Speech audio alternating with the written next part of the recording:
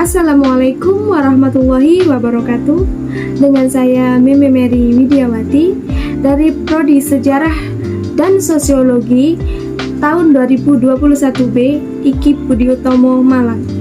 Di sini saya akan memenuhi tugas UAS dari Ibu Luli Zahratul Lutfia selaku dosen Bahasa Indonesia IKIP Budi Utomo Malang.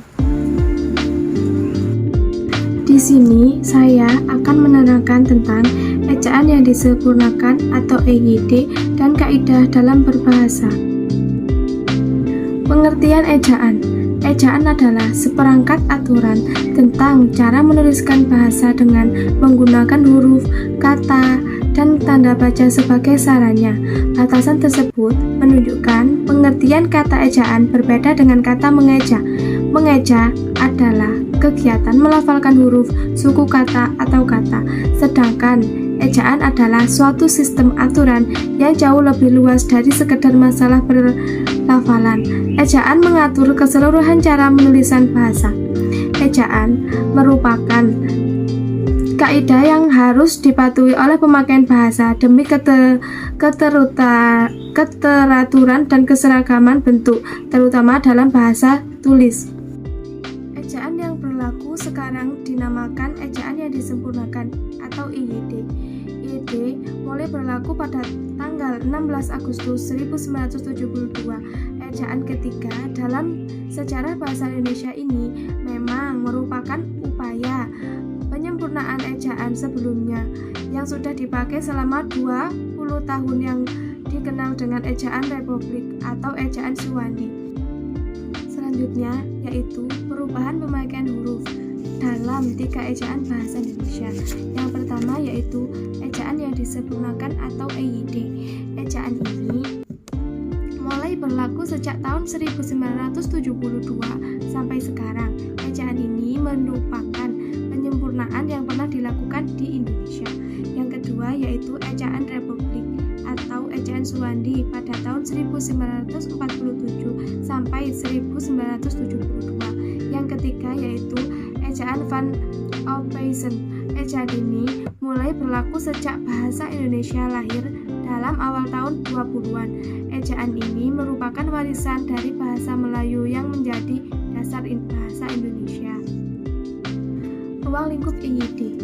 Ruang lingkup EYD mencakupi 5 aspek, yaitu pemakaian huruf, penulisan huruf, penulisan kata, penulisan unsur serapa, pemakaian tanda baca. Yang pertama, ada pemakaian huruf.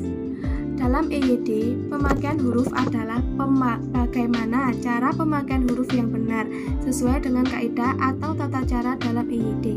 Pemakaian huruf tersebut terbagi menjadi 5 bagian, diantaranya yang pertama yaitu huruf abjad, kedua huruf vokal, ketiga huruf konsonan, yang keempat huruf diftong, dan yang terakhir kelima adalah gabungan huruf konsonan.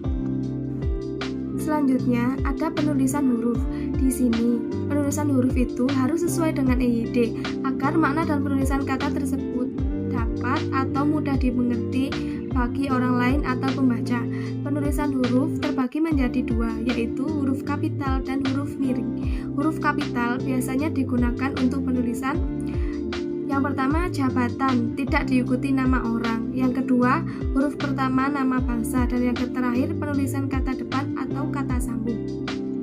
Untuk huruf miring biasanya digunakan untuk penulisan nama buku, penulisan penegasan kata atau penulisan bahasa asing, dan yang terakhir untuk penulisan kata ilmiah. Selanjutnya ada penulisan kata. Penulisan kata adalah penulisan kata yang biasa kita gunakan pada kehidupan sehari-hari, dan penulisan kata tersebut terbagi menjadi berikut. Yang pertama, kata dasar, kata turunan, kata ulang, gabungan kata, kata ganti, kata depan, kata sandang, partikel, singkatan atau akronim, angkatan, dan bilangan. Penulisan unsur serapan. Penulisan unsur serapan membicarakan kaidah cara penulisan unsur serapan, terutama kosakata yang berasal dari bahasa asing, tanpa memperhatikan aturan, situasi, dan kondisi yang ada. Berdasarkan taraf integritas Ringkasnya, unsur serapan dalam bahasa Indonesia dikelompokkan menjadi dua bagian. Yang pertama yaitu secara adopsi dan yang kedua secara adaptasi. Dan yang terakhir adalah pemakaian tanda baca. Pemakaian tanda baca itu sendiri sangat banyak dan masing-masing memiliki fungsi dan kegunaan yang berbeda pula. Yang pertama, tanda titik. Tanda titik digunakan pada akhir kalimat yang bukan pertanyaan atau seruan. Yang kedua, tanda koma. Tanda koma dipakai di dalam unsur-unsur suatu pemerincian atau bilangan. Tanda titik koma dipakai untuk memisahkan bagian kalimat yang sejenis. Tanda titik dua dipakai sesudah kata atau ungkapan yang memerlukan pemerintah atau perintah.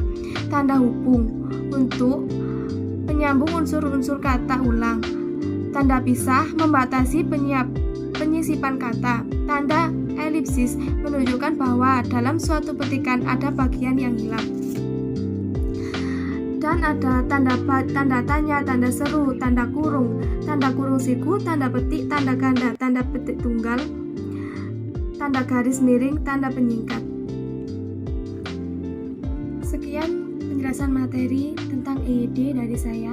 Mohon maaf apabila ada kata-kata atau pengucapannya yang kurang jelas. Sekian dari saya. Wassalamualaikum warahmatullahi wabarakatuh.